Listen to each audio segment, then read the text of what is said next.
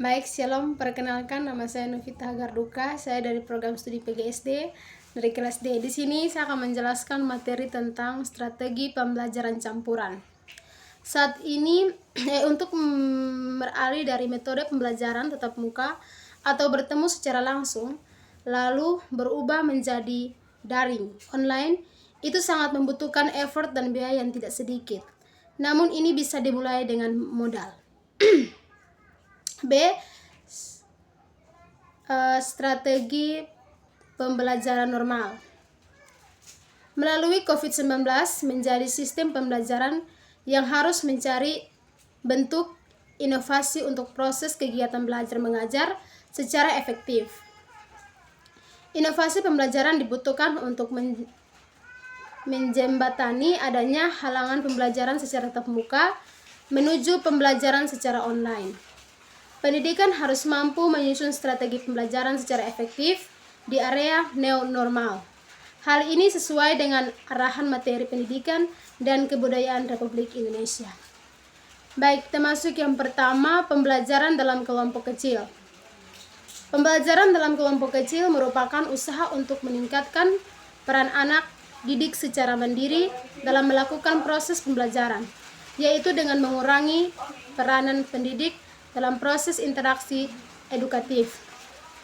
Dalam pelaksanaannya, anak didik akan menentukan kelompok belajar kecil dalam melakukan kegiatan belajar mengajar. Kegiatan dikelompokkan dengan 3 cara, yaitu 1. Dasar tugas. Tugas kedua, dinamika proses kelompok di antara anak didik. Dan ketiga, pembentukan kelompok belajar yang telah dilakukan oleh pendidik, yaitu kelompok bekerja. Kegiatan pembelajaran ini sebagai suatu proses pembelajaran di mana anak didik dapat mengembangkan pengetahuannya dengan pengawasan pendidikan untuk mencapai tujuan berdasarkan kemampuan pendekatan dan bahan pembelajaran.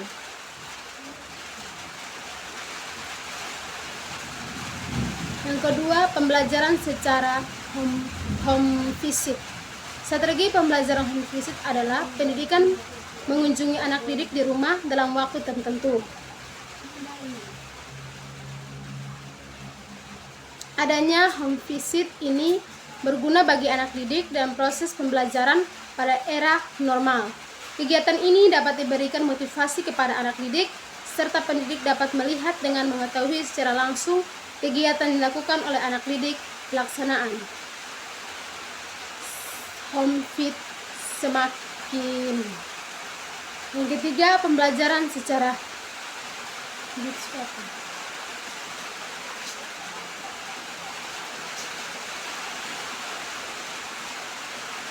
berikut deh manfaat yang didapatkan dari menerapkan bed learning.